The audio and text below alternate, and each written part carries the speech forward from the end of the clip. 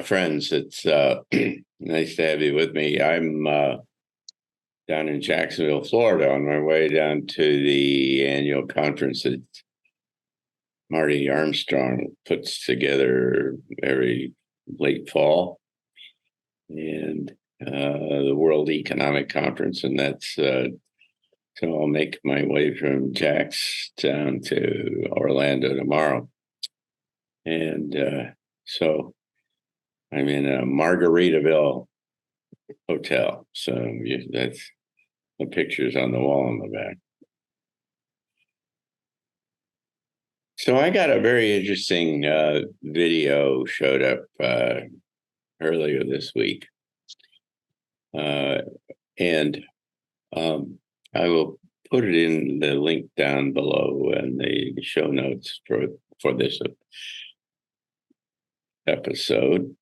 And what it did was it was a technology guy out of Silicon Valley, I believe, who had been one of those serial entrepreneur types and inventor of some of the most fundamental kind of camera technology that's in every telephone and many other kind of places. And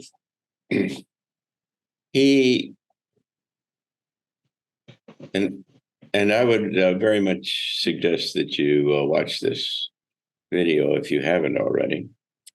And it is really quite compelling because what he does is he does a systems analysis of the present situation related to surveillance and using cameras and such for surveillance and where the whole thing is going. There are very few people who really do good, comprehensive, big systems analysis, and he did one and has done one, and it's really quite interesting and very compelling. And what it essentially showed is that there has been a significant kind of move over the past couple of decades to essentially put cameras everywhere. We're all aware of what they're doing in China, and we've seen pictures, I'm sure most people, of how they've wired up London and so on, and that they're monitoring everything that anybody does, and they couple that up with face recognition software to be able to determine exactly who, where any and everyone is and be able to follow them. And he says that the face recognition software is like 98% accurate now when you are using kind of static cameras and you're not doing moving and other such things, I think, if I remember correctly. And that he builds the very compelling case is that there's been this systematic effort to essentially put these sensors everywhere. And particularly, there was a big jump during when they shut down everything for COVID. There are cameras all over in terms of being able to track cars and such. The UK is kind of famous in some circles for having license plate readers that'll know where every car in the country is and can track you and know exactly where you're going. Well, it turns out they're doing that here. And when they talk about the number of cameras that are in China and the whole system that they have there, that this man, this engineer, this entrepreneur suggests that there are more cameras in the United States than there are in China, and that we are the number one kind of country in the world for surveillance with cameras. And the point that he makes, and for those of us who spend a whole lot of time kind of thinking about all this and trying to be informed about the direction that technology is going, it's not novel to the idea that you've got this coupled up with digital currency and the ability to and be able to monitor everything that you do on the web and what you look at, and along with GPS technology that's in your phone and so on, to know exactly where you go. You add to that social media, search engine kind of information, which knows what you look at and what you've opened up and what you've read. They kind of extract everything out of your contacts, and so they know who your whole network of friends are, who you see, who do you go have lunch with. They got your telephone microphone that they can turn on to say nothing about the camera and the microphone and the camera and the phone without you having any idea that it's on. So even if you think that you've turned your phone off, they can turn it on. And so what they essentially have got is this extraordinary kind of capability to not only understand your present situation, but your past. The NSA, it's been described as the capability to, if you become a person of interest to the NSA, that an analyst there can bring your name up and your basic information, like a telephone number or some other kind of thing, and it will go into their extraordinary databases and pull out everything that's related to you, and essentially array in front of the operator your whole life, where you've all gone and what you've seen and where you people you've talked to, and on and on and on. And what they also talk about, of course, is that you can couple that up with the money system if you get a digital currency, which they're working on. And therefore, then you can link the two of those together in terms of your analysis of a particular person. And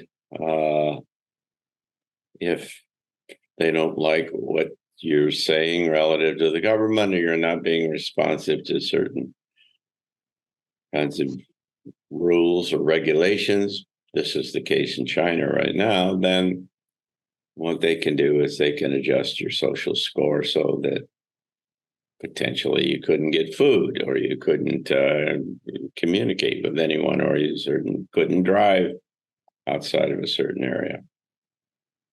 They've just made a decision that all cars after 2027 in the United States, at least, are going to have shutoff switches that can be shut off externally by the authorities. They say the reason for all of this is to, so if somebody gets kidnapped or other such things, that you can follow them around. But the reality of the whole thing is that with all of the computers in a car, that you can control a car from outside. The authorities can do that. They can change the steering, the brakes, and everything can be controlled, because the last car that my wife bought, for instance, had 450 microprocessors in it. And there was no direct connection between the steering wheel and the ground at all. And that all the steering and all of the brakes and everything else are controlled by computers. And of course, if you can get in through to the computer system, then you can make it do whatever you want it to do. So they can shut off your car. They can control where you can go. You can't drive any more than 10 miles away or 5 miles away from your home. it just goes on and on in terms of control.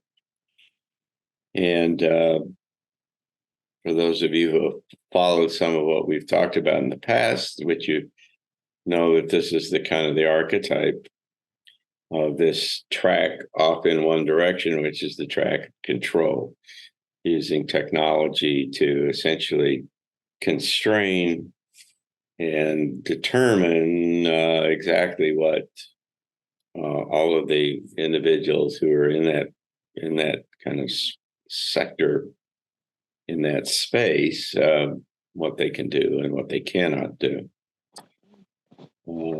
They can. There's any of a number of ways they can do this from satellites. They can do it from 5G and everything. And the point that this analyst, this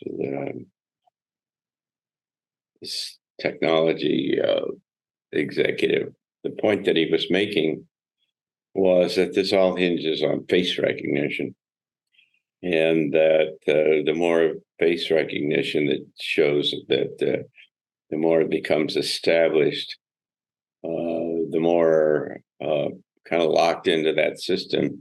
There's essentially a place beyond which you can never extract yourself. And the question, therefore, is how do you stand up and defend against all of this? His suggestion at the end was that the only place in the whole system that you can effectively kind of enter the space is where the cameras are. You can't get to the algorithms. You can't get to the servers. You can't get anywhere else in the system. But what we all have is access to the cameras. I've seen no more.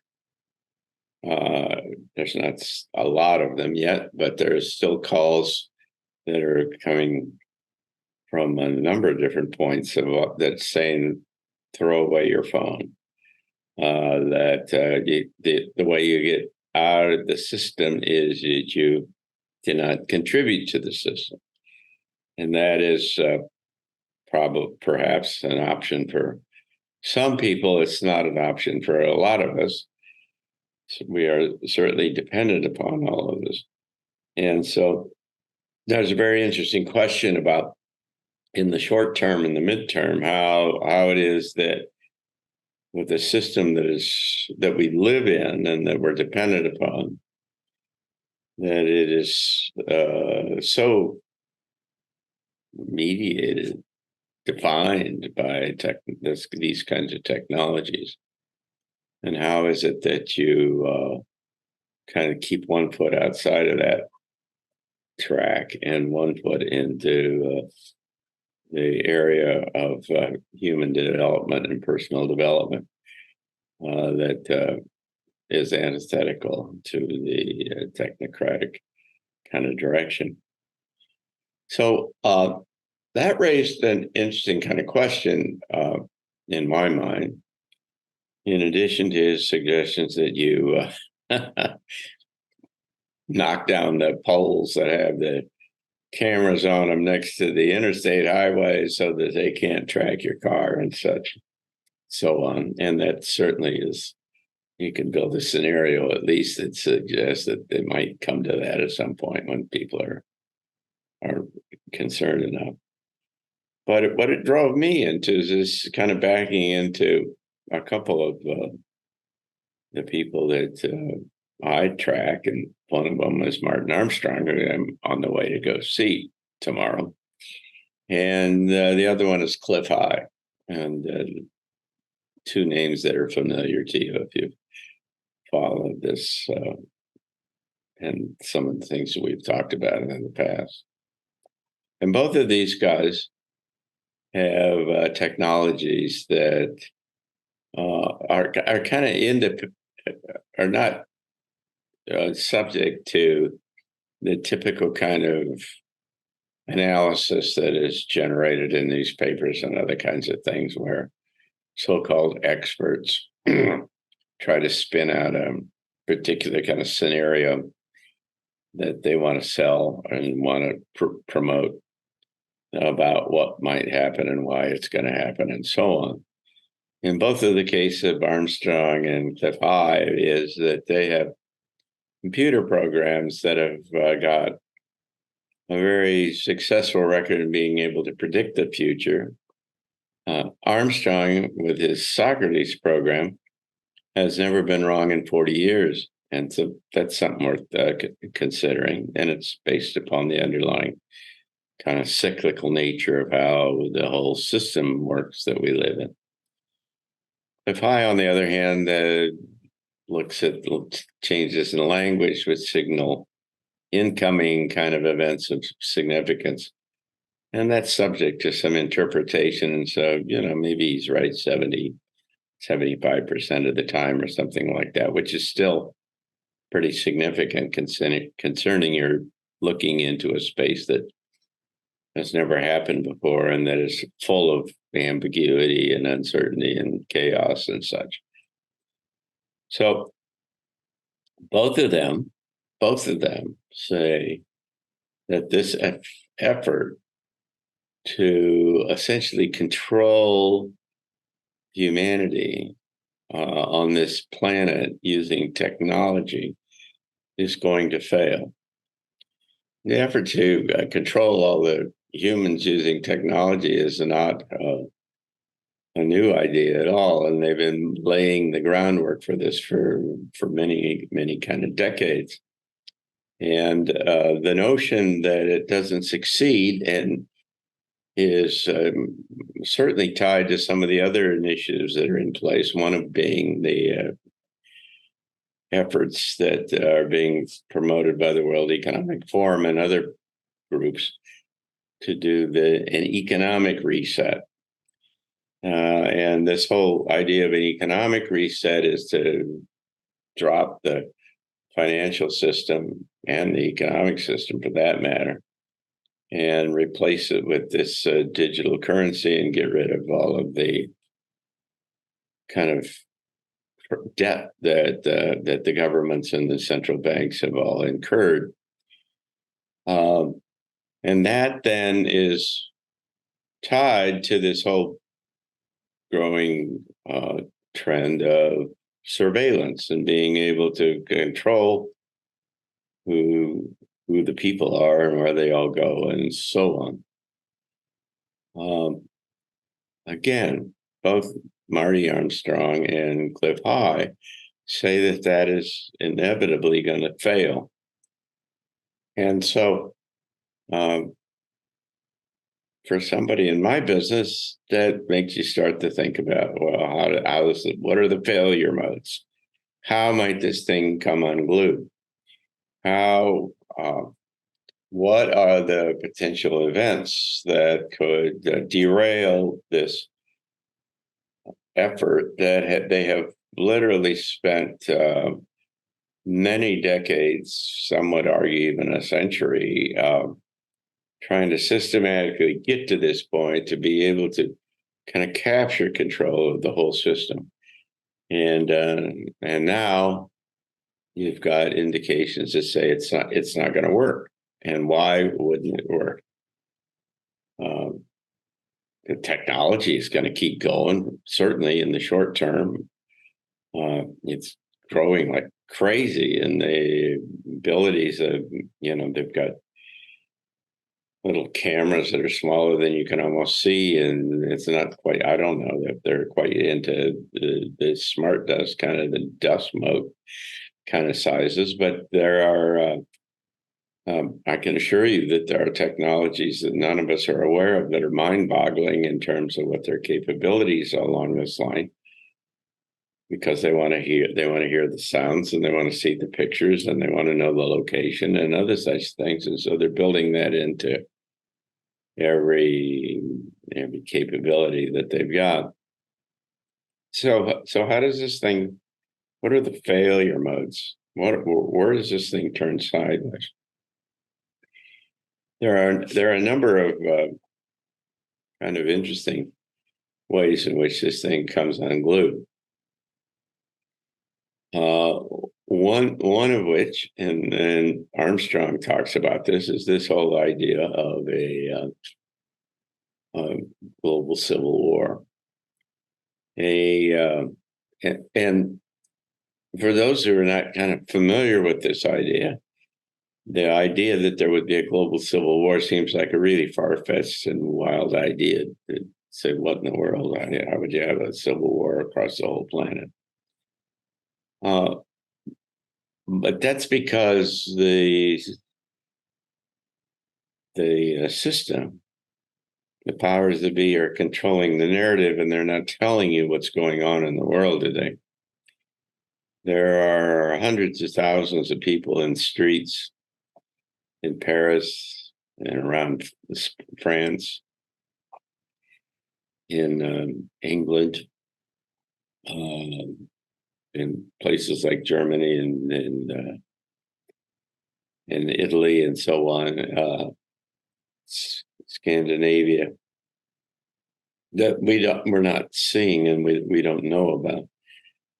They're mostly in the streets today because of things that are going on in the Middle East. But they have been there in the past just because of their governments, and there's certainly major kind of demonstrations in Israel, even from people who are Israelis who are unhappy with the direction of how their country is going and about this war that's going on with Gaza. And so what you have is the possibility,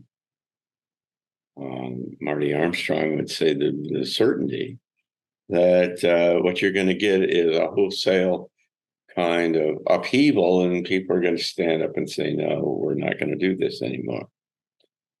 That certainly would kind of stop this whole process. Martin Armstrong has also talked about the fact, and Cliff High has as well, about the fact that the countries like the United States are going to fail in 2027 or so and start to come apart. Well, that certainly would be the basis for the whole thing stopping and not being able to not continue. There are externalities. There's external things. Like the arrival of alien life in some kind of an overt way that dominates the usual stuff that goes on here. I've been, but perhaps the most interesting possibility that I've been exposed to here recently is the reported existence of an organization called the Light System, TLS. There's a guy named Jason Shurka who is the spokesperson for this organization, and the Light System is advertised, that is to say, they say that they have been around for thousands of years. They have been they're been secretive and nobody's known about them. And they've decided now's the time for them to come out and make themselves public somewhat of what they're doing. They describe themselves as kind of a white hat version of a CIA. That they're in the business of collecting information, influencing the way things happen, and the way systems and events transpire. In some cases, making overt efforts to stop or derail some things that have been around for a long time.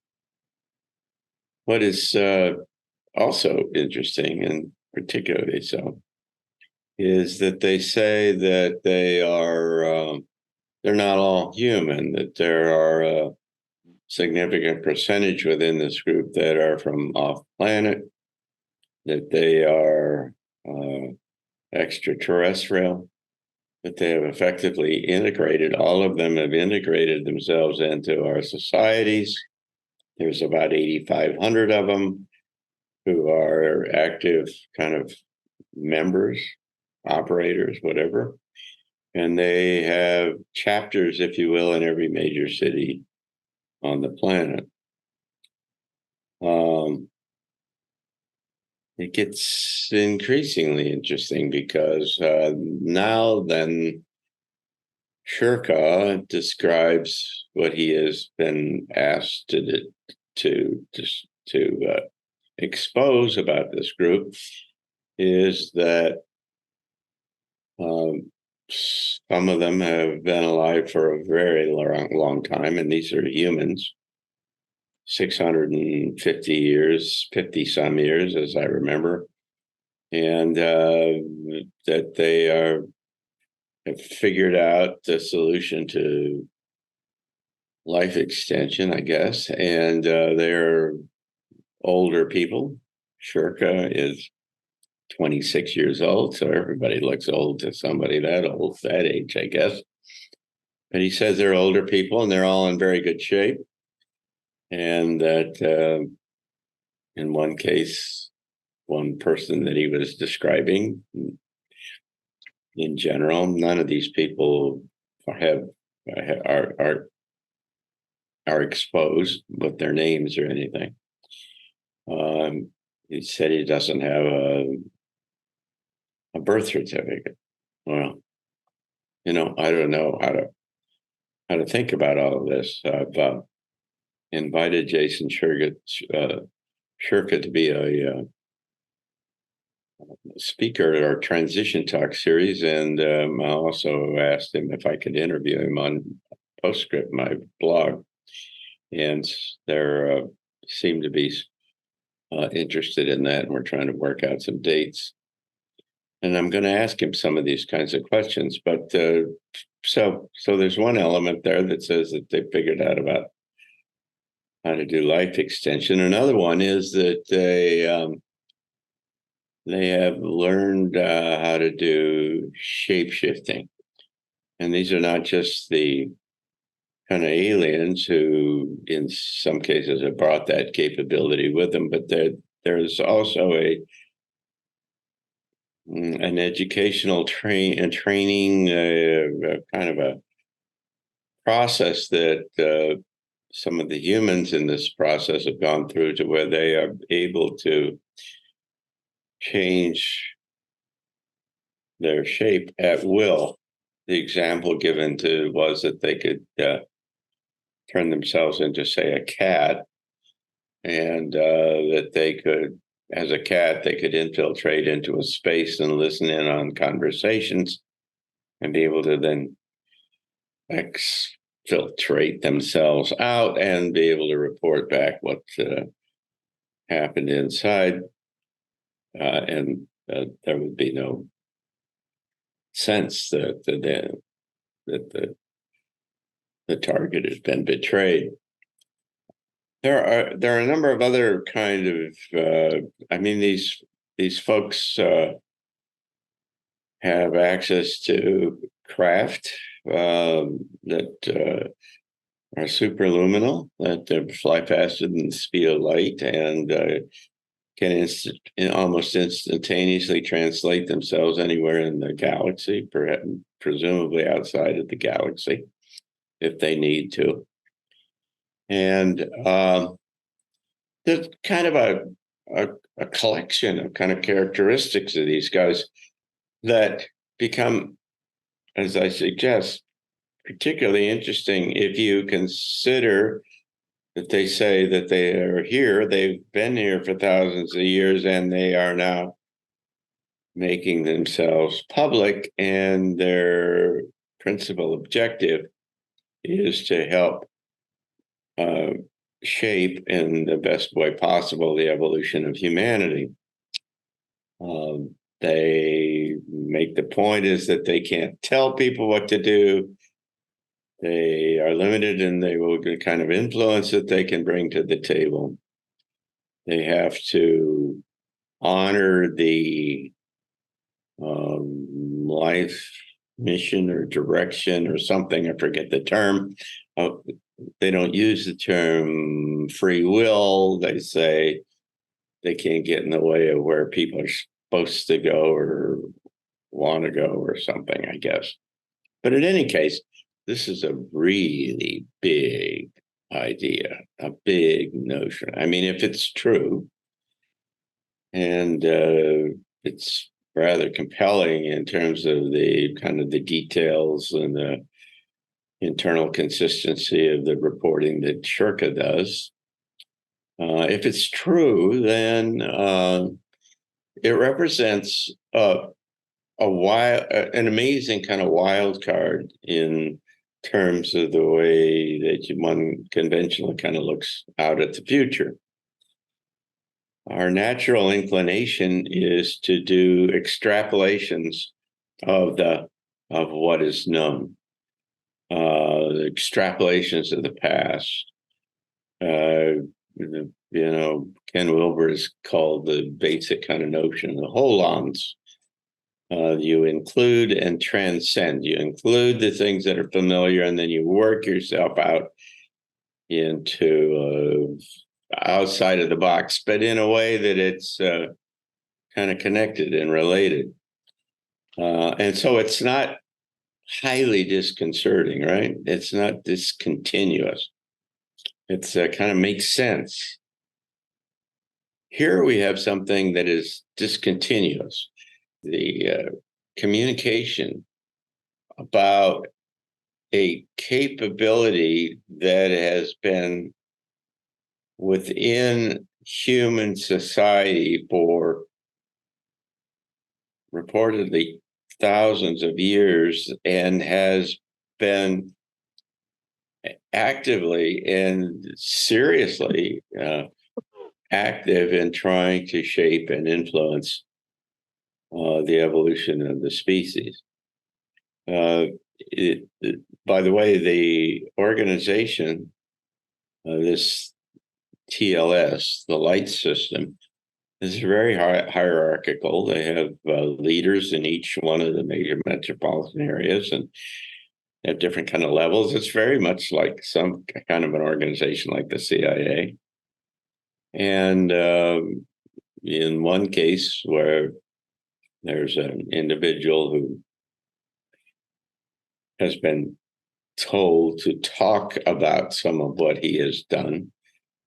He looks like he talks like a soldier. He says, they tell me what to do and I do it, and I don't know why the reason is, and I don't ask what the reason is. It's it's my job to do what I'm supposed to do, and so there is this kind of compartmentalization, if you will. It's got a lot of the interesting characteristics of what we do understand, but it's the good guy side that we've all kind of hoped for, and there have been allusions to kind of angelic entities who have been working on our behalf and other kind of things, because we're all familiar with all the negative side of all of this. But the notion that there is this active group that, by the way, has been working inside tunnels, and they've obviously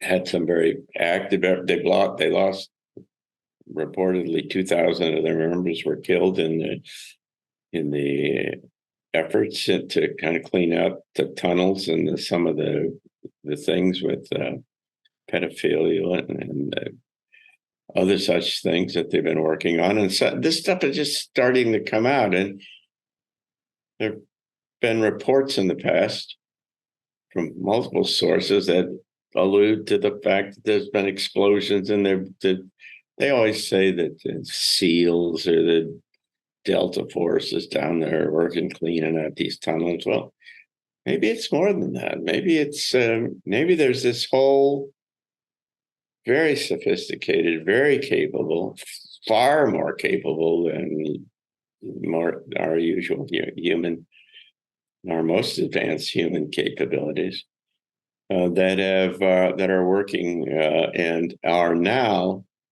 and have been for a long time, but are now starting to become public. So that in and of itself is, for me, at one level, kind of a mind-boggling kind of, like I say, a wild card, an insertion into the middle of this whole thing that has never been commonly talked about before. And certainly in any kind of detail and with the specificity and the granularity that is here. And so then, I asked, and this is one of the questions I'd like to ask Jason Shurka. Why now? Why have you decided now? Why not wait for 10 years? Why not 10 years ago? What is it about right now that you are, it makes it so imperative that you need to come out from behind all the secrecy that you've had all this time and come out into the open? It doesn't make any difference what their answer is. The point is that there is something going on. There's some larger thing. There's a context. There's an environment right now that they have chosen that says that now is the time they have to do this. And so we're clearly kind of rapidly working our way into the kind of the crux of this whole transition from this one phase of human experience to another one. I read another book. Was reading a book last night, and I ran into it.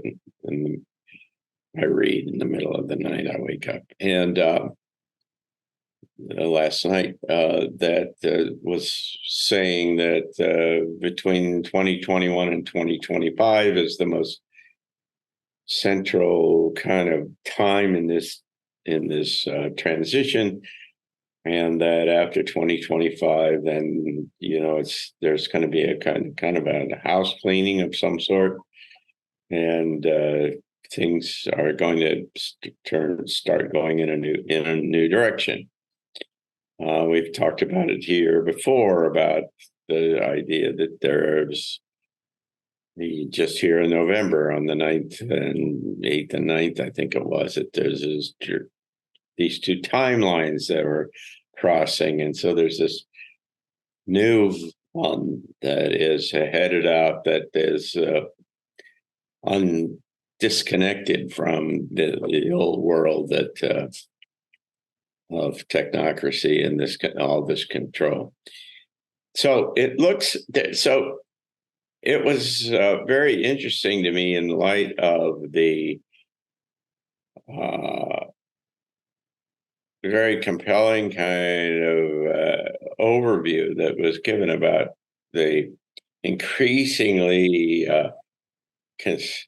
sophisticated and constraining kind of capabilities that the kind of technocratic track has, particularly in terms of facial recognition and then the move towards digital currencies and such.